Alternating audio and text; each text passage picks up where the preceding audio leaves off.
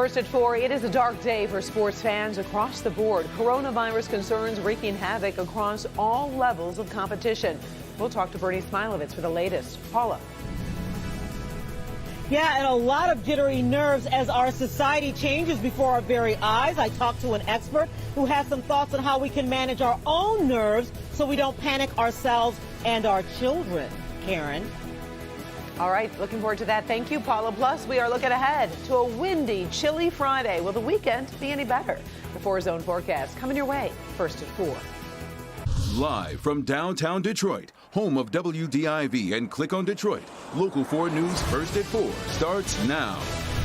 Good afternoon, I'm Karen Drew. First at 4, in the past 24 hours, the coronavirus pandemic has creeped into almost every aspect of our lives. Longtime traditions we take for granted are being put on hold. Right now, Michigan is holding steady with 2 confirmed cases, though we certainly expect that number to grow. The state has 27 test results pending this afternoon. At this hour, Beaumont Hospital is announcing a new coronavirus hotline and new visitor safety restrictions. More sports leagues are putting their seasons on hold in efforts to stop the spread of the virus. The Henry Ford Museum will close for at least a week. We're tracking numerous closures, and you can see a crawl at the bottom of your screen during our newscast. Basically, call ahead before you go anywhere. Another big development comes from the Princess Cruise Line. It is suspending operations for 60 days. 2 of its ships have ended up stuck at sea with sick passengers and crew on board. The Viking Cruise Line is also putting trips on hold through at least April 30th. The U.S. Capitol and White House have temporarily closed to the public. All tours are suspended.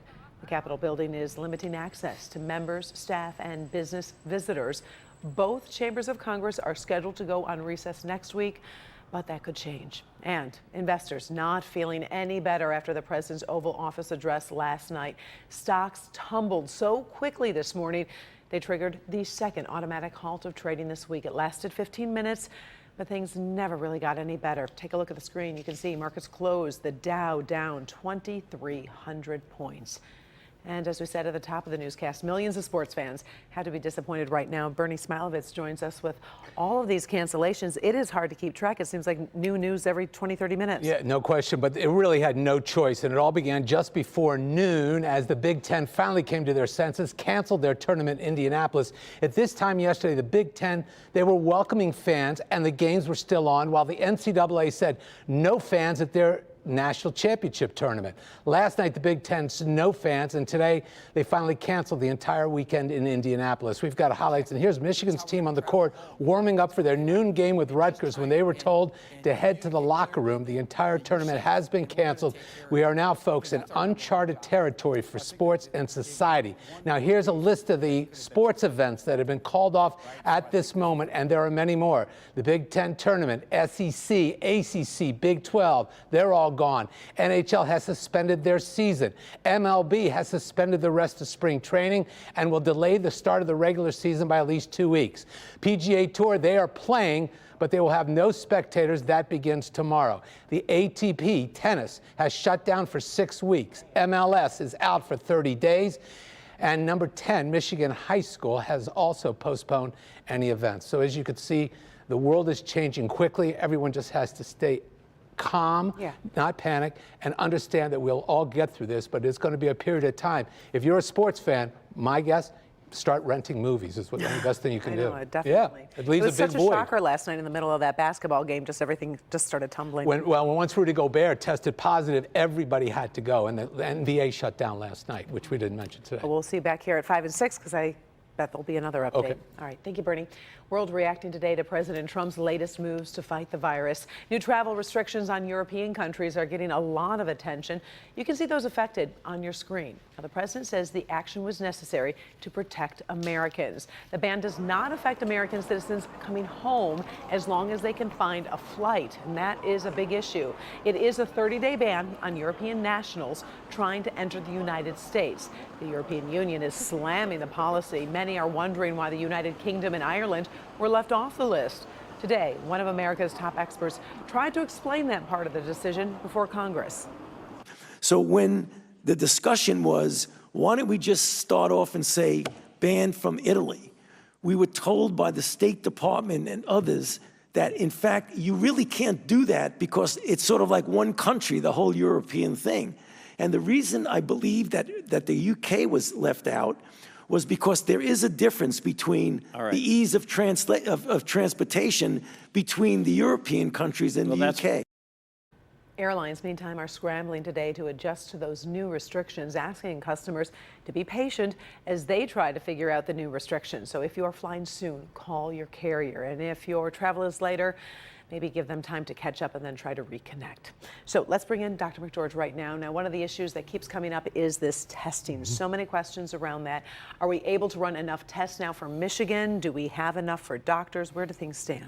Well, Karen, you know, there are not unlimited tests at this point, but the state should have an adequate supply for the short term until private labs are fully up and running to increase capacity. But the bigger issue is really more practical.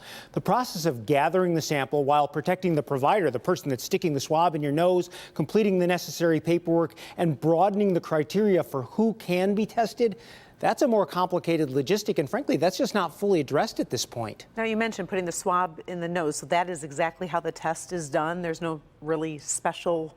Right. Well, at this point, that is actually exactly it. And I actually have a sample here right now. The test is called an NP, or nasopharyngeal swab, and it also includes a throat swab. Now, the nasal swab, let me hold it up so you can see it, is actually quite long, and it feels icky, but most people do tolerate it fine. Now, these swabs are then placed in a viral transport media, and at this point, this and the swab inside of it would actually need to be sent to the state lab where the test is run. A preliminary result is returned, whether it's positive or negative. If it's positive, a confirmatory test is then sent to the CDC. And those always take a couple of days. Exactly. Well, the final does take a couple of days. The preliminary result from the state lab should be turned around in about a day. Okay. Yep. Thanks, Doc. We'll see you back here at 5 o'clock. Yes, indeed. Questions. Several school districts will close tomorrow for students so that staff can be briefed on what will happen if districts shift to online classes. Right now, these are the districts impacted: Grosse Pointe Public Schools, the Troy School District, Clawson Public Schools, Rochester Community Schools, and the West Bloomfield School District. There are several individual schools also closing tomorrow. For the full list, you want to head over to clickondetroit.com. We are constantly updating our website. Now, there's so much going on that we need to process right now, from concerns about getting sick to financial worries to disappointment over the way our life is being disrupted. The crisis has been taking a toll on our mental health. So we're bringing in Paula Tutman. She has been talking to an expert today about how to properly deal with all of these effects. And there's a lot to deal with, Paula. Well, and these concerns are real, so we don't want to minimize that at all. But there are some concerns that might be perceived. You don't have to go far to find really, really jittery nerves. And the question is, what are the conversations we need to have with ourselves so that we don't create panic within ourselves, so that we can at least work our way through our fears?